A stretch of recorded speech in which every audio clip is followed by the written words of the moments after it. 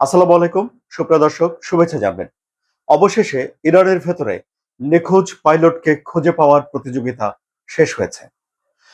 Pilot কি উদ্ধার হলেন, নাকি পাইলট ধরা খেলেন? এই প্রশ্নেরও জবাব মিলেছে। পাইলট উদ্ধার হয়েছেন। মার্কিন প্রেসিডেন্ট ডোনাল্ড ট্রাম্প এরপর কথা বলেছেন। তিনি জানিয়েছেন তার জাতিকে যে একটা দুঃসাহসিক অভিযানের পর তাদের এই সম্মানিত এয়ারম্যানকে উদ্ধার করা হয়েছে। কিভাবে ঘটলো ঘটনাটি? সিনেমার চেয়ে কম নয় কোনোভাবে। চলুন সে বিষয়টি জানি এই কন্টেন্টে। আমি আনোয়ার সাদি আপনাদের সঙ্গে আছি। একটা F-15E ইগল সিরিজের বিমান ভূপাতিত করেছে ইরান গুলি করে। এই ধরনের যুদ্ধ বিমানে দুজন পাইলট থাকে। একজন পাইলট হলো বিমানটিকে পরিচালনা করেন, কারণ এই বিমানটিকে যখন আকাশ প্রতিরক্ষা ব্যবস্থা অ্যাটাক করে তখন তাকে সেসব গোলা থেকে বাঁচিয়ে চলতে হয়। ফলে আক্রমণ করার জন্য এই বিমানের পিছনে আরেকজন কর্মকর্তা থাকেন। তিনি হলো উইপন ব্যবস্থাপনা করেন, কোথায় আক্রমণ করবেন, সবকিছু ঠিকঠাক আছেন কিনা এই বিষয়গুলো নির্ধারণ করেন। তো যখন ইরান গুলি করে বিমানটিকে ভূপাতিত করেছে, তারপর একটা ঝটপট অভিযান চালিয়ে যুক্তরাষ্ট্র একজন পাইলটকে উদ্ধার করে নিয়ে গেছে ইরানের ভেতর থেকে। কিন্তু দ্বিতীয় যিনি পেছনে বসেছিলেন তাকে আর খুঁজে পাওয়া যাচ্ছিল না। ফলে একটা চরম উত্তেজনা তৈরি হয়ে গিয়েছিল। ইরানের সঙ্গে যুক্তরাষ্ট্রের একটা তুমুল প্রতিযোগিতা শুরু হয়। ইরান পুরস্কার ঘোষণা করে। তাদের আইআরজিসি এই পাইলটকে জীবিত ধরার জন্য সব রকম চেষ্টা করতে শুরু করে এবং যুক্তরাষ্ট্র তাদের সব মনোযোগ এবং অগ্রাধিকার এই পাইলটকে খুঁজে পাওয়ার দিকেই মনোনিবেশ করে।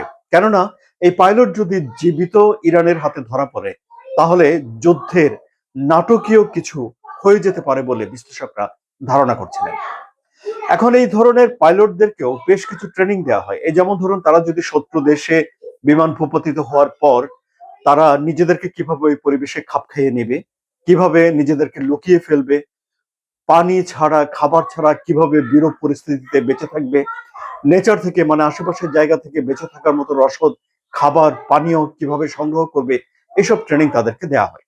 সবচেয়ে বড় যেটি ট্রেনিং দেওয়া হয় সেটি হলো যে যেখানে বিধ্বস্ত হয় বিমানটি তার থেকে দ্রুত দূরে সরে যেতে হয়।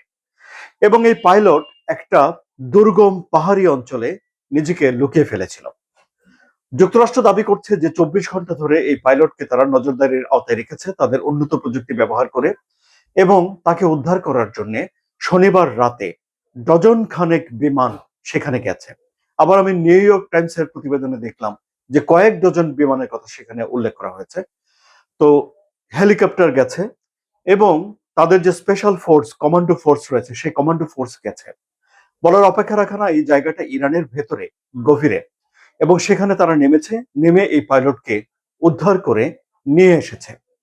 তাহলে আইআরজিসি কি করলো? আইআরজিসি যেখানে এই পাইলট লুকিয়েছিলেন তার কাছাকাছি চলে গিয়েছিল প্রায়। মানে তখনও পর্যন্ত আইআরজিসি এই লুকিয়ে থাকা পাইলটের জায়গাটি সঠিকভাবে বুঝে উঠতে পারেনি বা অতটা কাছাকাছি যেতে পারেনি। এতটাই দুর্গম এলাকাতে এই পাইলট লুকিয়েছিলেন।